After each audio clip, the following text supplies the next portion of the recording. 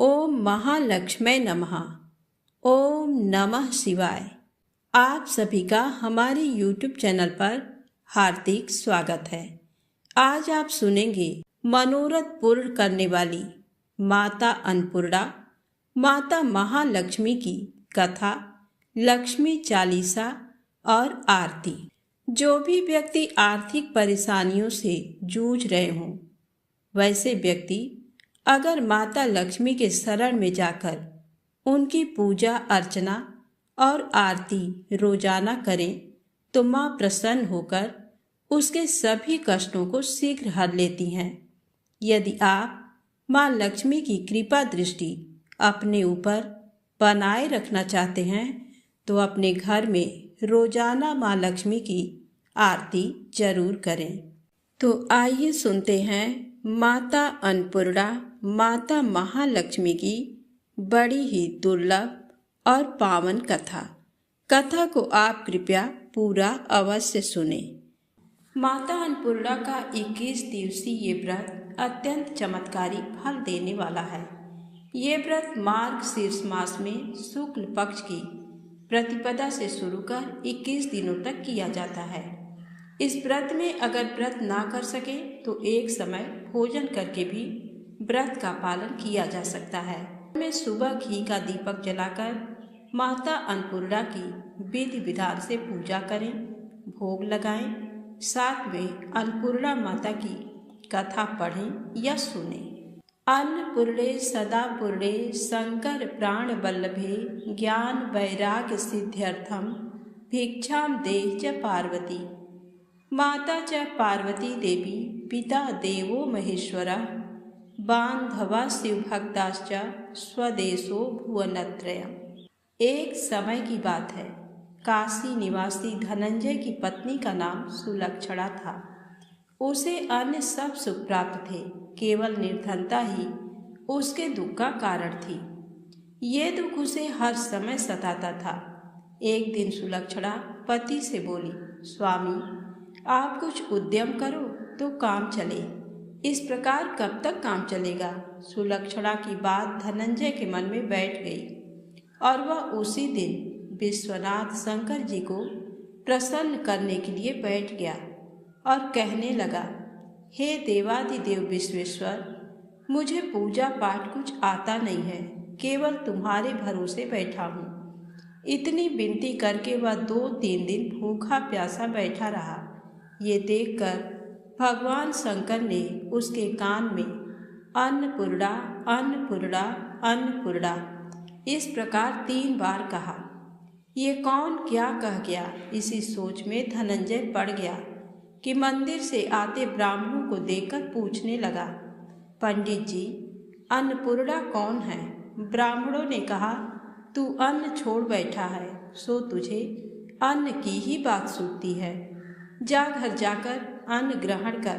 धनंजय घर गया, स्त्री से सारी बात कही। वह बोली, नाथ चिंता मत करो, स्वयं शंकर जी ने ये मंत्र दिया है, वे स्वयं ही खुलासा करेंगे। आप फिर से जाकर उनकी आराधना करो। धनंजय फिर जैसा का तैसा पूजा में बैठ गया। रात्रि में शंकर जी ने आज्ञा दी, कहा तू पूर्व दिशा में चला जा। वह अन्नपूर्णा माँ का नाम जपता जाता और रास्ते में फल खाता, झरनों का पानी पीता जाता।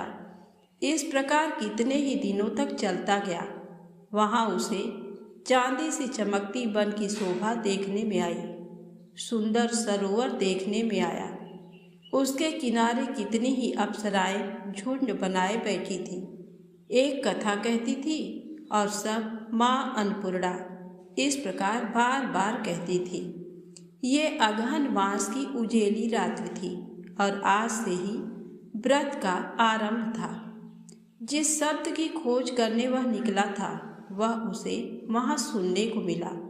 धनंजय ने उनके पास जाकर पूछा, हे देवियों, आप ये क्या करती हो? उन सब ने कहा, हम सब माँ अन्नपूर्णा का व्रत करती हैं। व्रत करने से गई, पूजा क्या होता है? ये किसी ने किया भी है? इसे कब किया जाए? कैसा व्रत है और विधि कैसी है? मुझसे भी कहो। वे कहने लगीं, इस व्रत को सब कोई कर सकते हैं। 21 दिन तक के लिए 21 गांठ का सूत लेना चाहिए। 21 दिन यदि ना बने तो एक दिन उपवास करें। ये भी ना बने तो केवल कथा सुनकर प्रसाद लें। निराहार रहकर कथा कहें। कथा सुनने वाला कोई ना मिले तो पीपल के पत्तों को रख सुपारी या घृत कुमारी वृक्ष को सामने कर दीपक को साक्षी कर सूर्य, गाय, तुलसी या महादेव जी को बिना कथा सुनाए मुख में दाना न डालें। यदि भूल से कुछ पड़ जाए तो एक दिवस फिर उपवास करें। व्रत के दिन क्रोध ना करें और झूठ ना बोलें। धनंजय बोला, इस व्रत के करने से क्या होगा? वे कहने लगीं, इसके करने से अंधों को नेत्र मिले, लूलों को हाथ मिले, निर्धन के घर धन आए, बाझल को संतान मिले, मूर्ख को विद्या आए। जो जिस कामना से व्रत करे माँ उसकी इच्छा पूरी करती है। वह कहने लगा, बहनों, मेरे भी धन नहीं है, विद्या नहीं है, कुछ भी तो नहीं है। मैं तो दुखिया ब्राह्मण हूँ। मुझे इस व्रत का सूत दोगी? हाँ भाई, तेरा कल्याण हो, तुझे सूत देंगे। ले, इस व्रत का मंगल सूत ले। धनंजय ने व्रत किया। व्रत पूरा हुआ। तभी सरोवर में से 21 खंड की सुवर्ण सीढ़ी हीरा मोती जड़ी हुई प्रकट हुई। धनंजय जय अन्नपूर्णा अन्नपूर्णा कहता जाता था। इस प्रकार कितनी ही सीढ़ियां उतर गया तो क्या देखता है कि करोड़ों सूर्य से प्रकाशमान अन्नपूर्णा माता का मंदिर है। उसके सामने सुवर्ण सिंहासन पर माता अन्नपूर्णा विराजमान है। सामने भिक्षा हेतु शंकर भगवान खड़े हैं। देवांगनाएं चंवर डुलाती हैं। कितनी ही हथियार बांधे पहरा देती हैं। धनंजय दौड़कर जगदम्बा के चरणों में गिर गया। देवी उसके मन का क्लेश जान गई। धनंजय कहने लगा, माता, आप तो अंतर्यामिनी हो, आपको अपनी दशा क्या बताऊं? माता बोली, मेरा व्रत किया है, जा, संसार तेरा सत्कार करेगा। माता ने धनंजय की जिह्वा पर बीज मंत्र लिख दिया। अब तो उसके रोम रोम में विद्या प्रकट हो गई। इतने में क्या देखता है कि वह काशी विश्वनाथ के मंदिर में खड़ा है। माँ का वरदान ले धनंजय घर आया। सुलक्षणा से सब बात कही। माता जी की कृपा से उसके घर में संपत्ति उमड़ने लगी। छोटा सा घर बहुत बड़ा गिना जाने लगा। जैसे शहद के छत्ते में मक्खियाँ जमा होती हैं, उसी प्रकार अनेक सगे संबंधी आकर उसकी बड़ाई करने लगे। सभी कहने लगे, इतना धन और इतना बड़ा सुंदर घर, संतान नहीं तो इस कमाई का कौन भोग करेगा? सुलक्षणा से संतान नहीं है, इसलिए तुम दूसरा विवाह करो। अनिच्छा होते हुए भी धनंजय को दूसरा विवाह करना पड़ा और सती सुलक्षणा को सौत का दुख उठाना पड़ा। इस प्रकार दिन बीतते गए। फिर अगहन मास आया। नए बंधन से बंधे पति से सुलक्षणा ने कहलाया कि हम व्रत के प्रभाव से सुखी हुए हैं, इस कारण ये व्रत छोड़ना नहीं चाहिए। ये माता जी का प्रताप है जो हम इतने संपन्न और सुखी हैं। सुलक्षणा की बात सुन धनंजय उसके यहाँ आया और व्रत में बैठ गया। नई बहू को इस व्रत की खबर नहीं थी। वह धनंजय के आने की राह देख रही थी। दिन बीतते गए और व्रत पूर्ण होने में 3 दिवस बाकी थे कि नई बहू को खबर पड़ी। उसके मन में ईर्ष्या की ज्वाला दहक रही थी। सुलक्षणा के घर आ पहुंची और उसने वहां भगदड़ मचा दी। वह धनंजय को अपने साथ ले गई। नए घर में धनंजय को थोड़ी देर के लिए निद्रा ने आ दबाया। इसी समय नई बहू ने उसका व्रत का सूत तोड़कर आग में फेंक दिया। अब तो माता जी का कोप जाग गया। घर में अकस्मात आग लग गई। सब कुछ जलकर खाक हो गया। सुलक्षणा जान गई और पति को फिर अपने घर ले आई। नई बहू रूठकर पिता के घर जा बैठी। पति को परमेश्वर मानने वाली सुलक्षणा बोली, नाथ, घबराना नहीं, माता जी की कृपा अलौकिक है। पुत्र कुपुत्र हो जाता है पर माता कुमाता नहीं होती। अब आप श्रद्धा और भक्ति से आराधना शुरू करो, वे जरूर हमारा कल्याण करेंगी। धनंजय फिर माता के पीछे पड़ गया। फिर वही सरोवर सीढ़ी प्रकट हुई, उसमें माँ अन्नपूर्णा कहकर वह उतर गया। वहां जा माता जी के चरणों में रुदन करने लगा।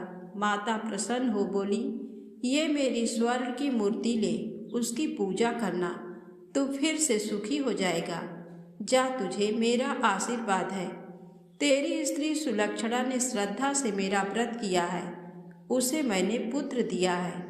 धनंजय ने आंखें खोली तो खुद को काशी विश्वनाथ के मंदिर में खड़ा पाया। वहां से फिर उसी प्रकार घर को आया।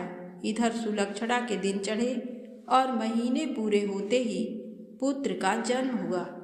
गांव में आश्चर्य की लहर दौड़ गई, मानता आने लगा। इस प्रकार उसी गांव के निसंतान सेठ के पुत्र होने पर उसने माता अन्नपूर्णा का मंदिर बनवा दिया। उसमें माता जी धूमधाम से पधारी, यज्ञ किया और धनंजय को मंदिर के आचार्य का पद दे दिया। जीविका के लिए मंदिर की दक्षिणा और रहने के लिए बड़ा सुंदर सा भवन दिया। धनंजय स्त्री पुत्र सहित वहां रहने लगा। माता जी की चढ़ावे में भरपूर आमदनी होने लगी। उधर नई बहू के पिता के घर डाका पड़ा, सब लुट गया। वे भीख मांगकर पेट भरने लगे। सुलक्षणा ने ये सुना तो उन्हें बुला भेजा, अलग घर में रख लिया और उनके अन्न वस्त्र का प्रबंध कर दिया। धनंजय, सुलक्षणा और उसका पुत्र माता जी की कृपा से आनंद से रहने लगे। माता जी ने जैसे इनके भंडार भरे वैसे सबके भंडार भरे, तो प्रेम से बोले, अन्नपूर्णा माता की जय हो। अब आइए सुने लक्ष्मी माता की कहानी।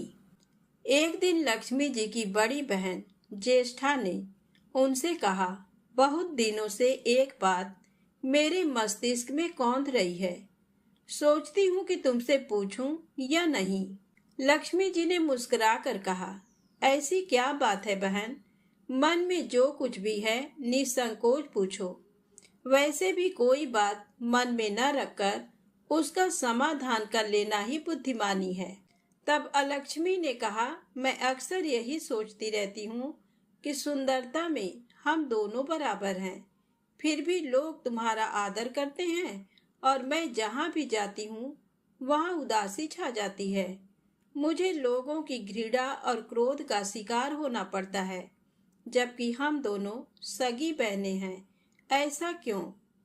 तब लक्ष्मी जी ने हंसकर कहा, सगी बहन या समान सुंदरता होने से ही आदर नहीं मिलता, उसके लिए अपने को भी कुछ करना चाहिए।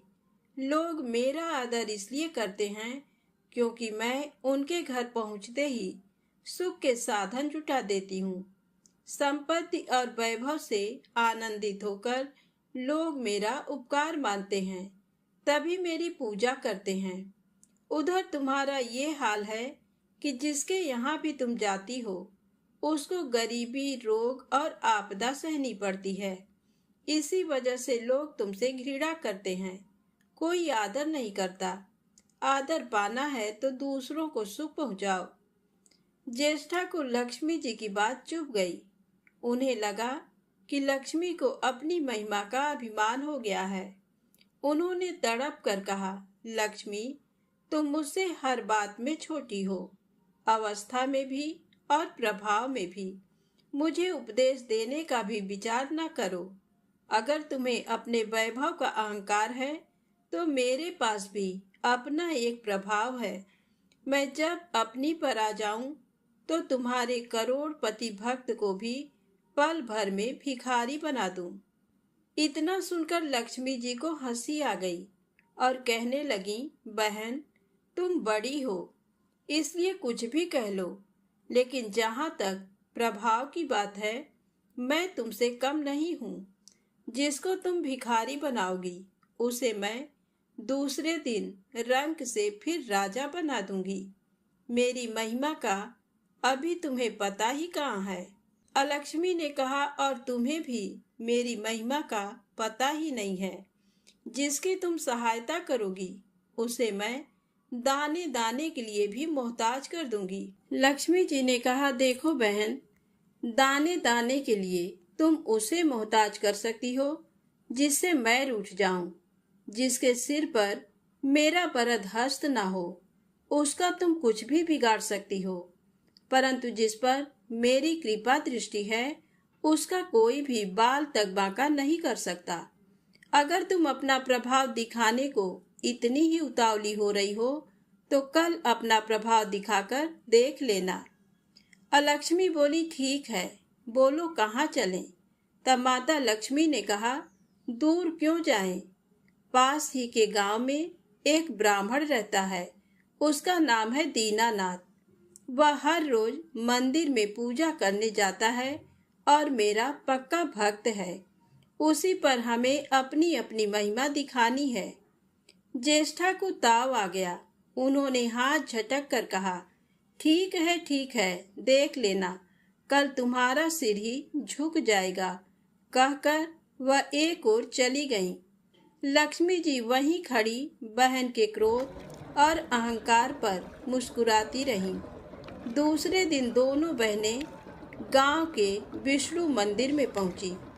उन्होंने वेश बदल रखा था। साधारण स्त्रियों की तरह वे दोनों मंदिर के द्वार पर बैठ गईं।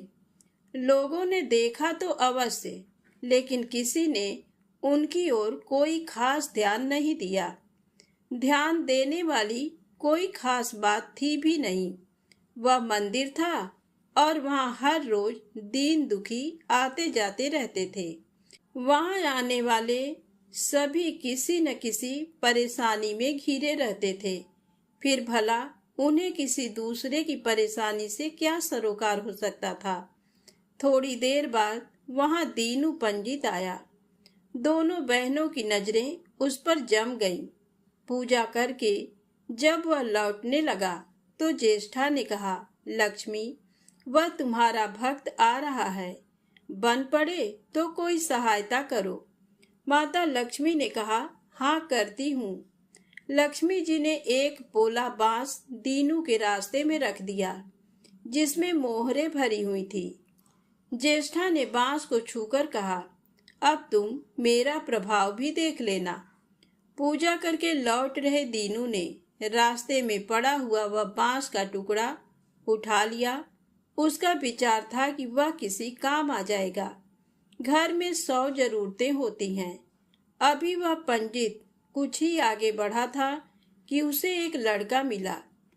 लड़के ने पहले पंडित जी से राम राम की, फिर बड़ी ही नम्रता से बोला, पंडित जी, मुझे अपनी चारपाई के लिए बिल्कुल ऐसा ही बांस चाहिए। दादाजी ने ये कहकर भेजा है कि जाओ बाजार से ले आओ। ऐसा बांस पंडित जी कहाँ मिलेगा? दीनू ने कहा, मैंने मोल नहीं लिया, रास्ते में पड़ा था सो उठा लाया। लो, तुम्हें जरूरत है तो तुम ही रख लो। वैसे बाजार में 1 रुपए से कम का नहीं है।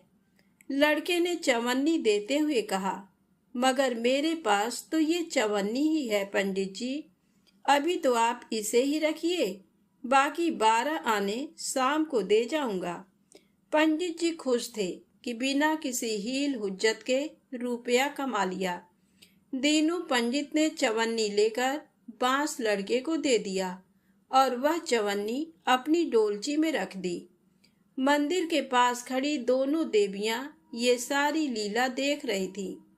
ज्येष्ठा ने कहा, लक्ष्मी, देखा तुमने, तुम्हारी इतनी सारी मोहरे मात्र एक चवन्नी में बिक गई। और अभी क्या, ये चवन्नी भी तुम्हारे भक्त के पास नहीं रुकेगी। चलो उसके पीछे चलते हैं और देखते हैं कि क्या होता है। दोनों बहनें दीनू के पीछे पीछे चलने लगीं। एक तालाब के पास दीनू ने डोलची रख दी और कमल के फूल तोड़ने लगा। उसी बीच एक चरवाहे का लड़का आया और डोलची में रखी हुई चवन्नी लेकर भाग गया। दीनू को पता ही नहीं चला। फूल तोड़कर वह अपने घर चलने लगा। इतने में वही लड़का आता हुआ दिखाई दिया जिसने चवन्नी देकर उससे बांस ले लिया था। करीब आकर वह बोला, पंडित जी, ये बांस तो बहुत वजनी है। दादाजी ने कहा है कि कोई हल्का बांस चाहिए, इसकी चारपाई ठीक न होगी। ये लीजिए, आप अपना बांस वापस ले लीजिए। कहकर उसने बांस पंडित जी के हवाले कर दिया। दीनू ने बांस ले लिया, लेकिन चवन्नी तो डोलची में थी ही नहीं। तब उसने कहा, बेटा, चवन्नी तो कहीं गिर गई, तुम मेरे साथ घर चलो, वहां दूसरी दे दूंगा। इस समय मेरे पास एक भी पैसा नहीं है। तब आप जाइए, मैं शाम को आकर घर से ले लूंगा। ऐसा कहकर लड़का अपनी राह लौट गया। बांस फिर से पंडित जी के ही पास आ गया और लक्ष्मी जी हौले से मुस्कुराईं। उनको इस प्रकार मुस्कुराते देखकर ज्येष्ठा मन ही मन में जल उठी। वह बोली, अभी तो खेल शुरू ही हुआ है, देखती चलो कि मैं इसे कैसे तिगनी का नाच नचाती हूँ। दीनू बेचारा इन सब बातों से बेखबर अपनी ही धुन में आगे बढ़ा चला जा रहा था। उसे क्या पता था कि वह शतरंज का मोहरा बना हुआ है। वह तो धूप छांव की भांति दोनों बहनों का प्रभाव सहता चुपचाप चला जा रहा था। आगे चलकर गांव का एक अहीर मिला। उसने दीनू को चवन्नी वापस करते हुए बताया, पंडित जी, मेरा लड़का आपकी डोलची से ये चवन्नी उठा लाया था। वह बड़ा ही शैतान है। मैं आपकी वही चवन्नी लौटाने आया हूँ। हो सके तो उस शैतान को माफ कर दीजिएगा। दीनू ने आशीर्वाद देकर चवन्नी ले ली और प्रसन्न मन से उस लड़के को पुकारने लगा, जो शाम को घर आकर चवन्नी लेने की बात कहकर लौटा जा रहा था। आवाज सुनकर लड़का लौट आया। अपनी चवन्नी वापस पाकर वह भी प्रसन्न हो गया। दीनू पंडित निश्चिंत मन से घर की ओर बढ़ने लगा। उसके एक हाथ में पूजा की डोलची थी और दूसरे में वही 5 हाथ का लंबा बांस। राह चलते दीनू पंडित सोच रहा था, बांस तो काफी वजनी है। वजनी है तो मजबूत भी होगा, क्योंकि ठोस है। इसे दरवाजे के छप्पर में लगा दूंगा। कई साल के लिए बल्ली से छुटकारा मिल जाएगा। ज्येष्ठा को उसके विचार पर क्रोध आ गया। लक्ष्मी जी के प्रभाव से दीनू को लाभ होता देख वह मन ही मन बुरी तरह जली जा रही थी। जब उन्होंने देखा कि पंडित का घर करीब आ गया है, तो कोई उपाय न पाकर उन्होंने दीनू को मारने का विचार किया। उन्होंने कहा, लक्ष्मी, धन संपत्ति तो मैं छीन ही लेती हूँ, अब तुम्हारे भक्त के प्राण भी ले लूंगी। देखो वह किस तरह तड़प तड़प कर मरता है। और वह तुरंत सांप बनकर दीनू की ओर दौड़ पड़ी। लक्ष्मी जी को तनिक भी घबराहट नहीं हुई। वह उसी तरह खड़ी मुस्कुराती रही। सहसा दीनू चौंक पड़ा। एक भयानक सांप फन उठाए उसकी ओर झपट रहा था। प्राण तो सभी को प्रिय होते हैं, उपाय रहते कोई अपने को संकट में नहीं पड़ने देता। दीनू ने पगडंडी वाला रास्ता छोड़ दिया और एक ओर को भागने लगा। लेकिन सांप बनी ज्येष्ठा उसे भला कहाँ छोड़ने वाली थी। वह तो उस गरीब के प्राणों की प्यासी हो चुकी थी। वह भी दीनू के आगे पीछे दाएं बाएं बराबर दौड़ती ही रही। दीनू घबरा गया। उसने हाथ जोड़कर कहा, नाग देवता, मैंने तुम्हारा कुछ नहीं बिगाड़ा। शांति से अपनी राह लौट जाओ। आखिर क्यों मुझ गरीब के पीछे पड़े हो? व्यर्थ में किसी ब्राह्मण को सताना अच्छी बात नहीं है। लेकिन वह नाग तो ज्येष्ठा का रूप था, जो दीनू को किसी भी तरह से डसना चाहता था। प्रार्थना पर कुछ भी ध्यान न देकर वह सांप एक बारगी फुफकारता हुआ झपट पड़ा। जब दीनू ने देख लिया कि बिना संघर्ष किए अब जान नहीं बचेगी, तो उसने प्राण रक्षा के लिए भरपूर जोर लगाकर वही बांस सांप के ऊपर दे मारा। धरती से टकराते ही बांस के दो टुकड़े हो गए और उसके भीतर भरी हुई मोहरें खन खनाकर बिखर गईं, जैसे लक्ष्मी जी हंस रही हों। दीनू के मुंह हैरतपूर्ण चीख सी निकली। अरे! थोड़ी देर के लिए वह ठगा सा खड़ा आंखें फाड़े उन मोहरों की ओर देखता रहा। एक पल के लिए तो वह सांप को भूल ही गया, परंतु फिर जैसे उसे झटका सा लगा। सांप का ध्यान आते ही उसने उसकी ओर गर्दन घुमाई तो देखा कि बांस की चोट से सांप की कमर टूट गई है और वह लहूलुहान अवस्था में झाड़ी की ओर भागा जा रहा है। दूसरे क्षण वह मोहरों पर लौट गया और कहने लगा, तेरी जय हो लक्ष्मी माता। जीवन भर का दारिद्र्य आज दूर हो गया। तेरी महिमा कौन जान सकता है। चलो अब घर में बैठकर तुम्हारी पूजा आरती करूंगा। और फिर जल्दी जल्दी उसने सारी मोहरें अंगोछे में बांध दी और लंबे लंबे कदमों से घर की ओर चल दिया। पीछे एक पेड़ की छाया में खड़ी लक्ष्मी अपनी बहन ज्येष्ठा से मुस्कुरा कर पूछ रही थी, कहो बहन, सच बताना, बड़प्पन की था मिली कि अभी नहीं? बड़प्पन किसी को कुछ देने में ही है, उससे छीनने में नहीं। ज्येष्ठा ने कोई उत्तर नहीं दिया। वह चुपचाप उदास खड़ी रही। लक्ष्मी जी ने उनका हाथ पकड़कर कहा, फिर भी हम दोनों बहनें हैं, जहाँ रहेंगी साथ ही रहेंगी। आओ अब चले। तो प्रेम से बोले, माता लक्ष्मी की जय हो। अब आइए सुने लक्ष्मी चालीसा पाठ और आरती। मातु लक्ष्मी करी कृपा, करो हृदय में वास। मनोकामना सिद्ध करी, पूर्वहु मेरी आस। यही मोर अरदास, हाथ जोड़ विनती करूं, सब विधि करो सुवास। जय जननी जगदम्बिका, सिंधु सुता मैं सुमिरऊं तोहि। ज्ञान बुद्धि विद्या दो मोहि, तुम समान नहीं कोई उपकारी। सब विधि पूर्वहु आस हमारी। जय जय जगत जननी जगदम्बा, सबकी तुम ही हो अवलंबा। तुम ही हो सब घट घट वासी, बिनती यही हमारी खासी। जग जननी जय सिंधु कुमारी, दीनन की तुम हो हितकारी। बिनवो नित्य तुम ही महारानी, कृपा करो जग जननी भवानी। केहि विधिया स्तुति करौ तिहारी, सुध लीजय अपराध बिसारी।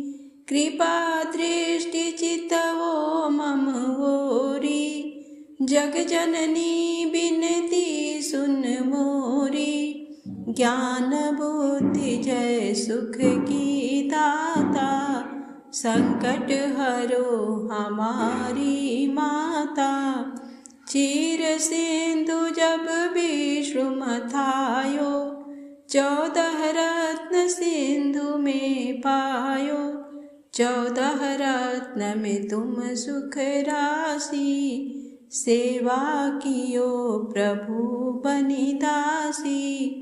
जब जब जन्म जहाँ प्रभु लीना, रूप बदलता सेवा कीन्हा।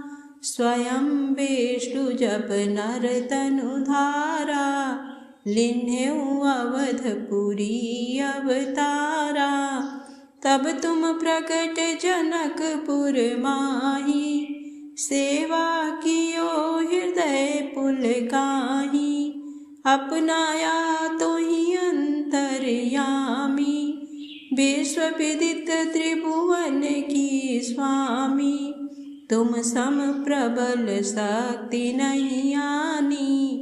कहला महिमा कहाँ बखानी, मन क्रम वचन करे सेवकाई। मन इच्छित वांछित फल पाई, तजी छल कपट और चतुराई। पूजहि विविध भांति मन लाई, और हाल मैं कहाँ बुझाई। जो यह पाठ करे मन लाई, ताको कोई कष्ट न होई। मन इच्छित पावे फल सोही, त्राहि त्राहि जय दुख निवारिणी।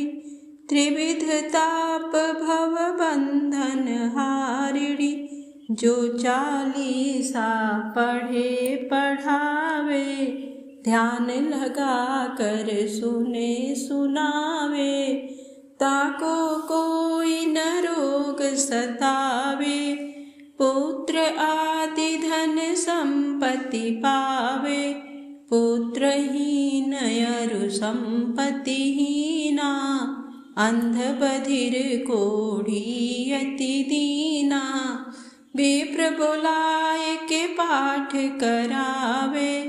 शंका दिल में कभी न लावे, पाठ करावे दिन चालीसा।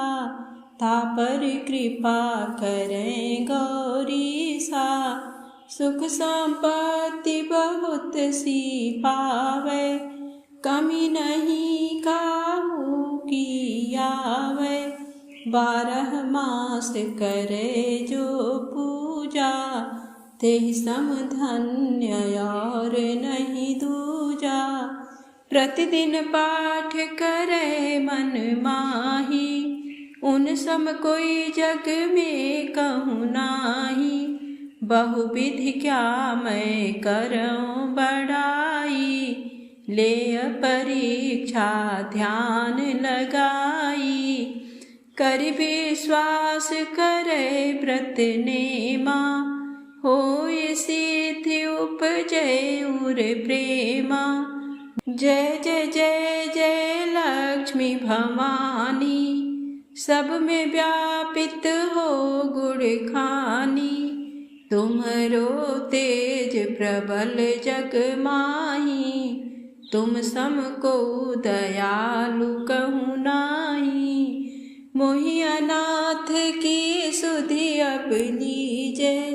संकट काटि भक्ति मोहि दीजे, भूल चूक करी क्षमा हमारी।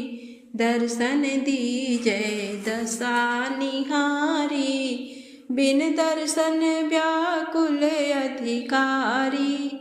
तुम ही अछत दुख सहते भारी, नहीं मोहि ज्ञान बुद्धि है तन में। सब जानत हो अपने मन में, रूप चतुर्भुज करके धारण। कष्ट मोर अब करऊँ निवारण, केहि प्रकार मैं करऊँ बड़ाई। ज्ञान बुद्धि मोहि नहीं अधिकाई, त्राहि त्राहि दुख हारिणी। हरो बेगी सब त्रास, जयति जयति जय लक्ष्मी। करु शत्रु को नाश, दास सदा धरि ध्यान नित। विनय करत कर जोर, मातु लक्ष्मी दास पर करहूँ दया की को। ओम जय लक्ष्मी माता, मैया जय लक्ष्मी माता। तुमको निस दिन सेवत हर विष्णु विधाता।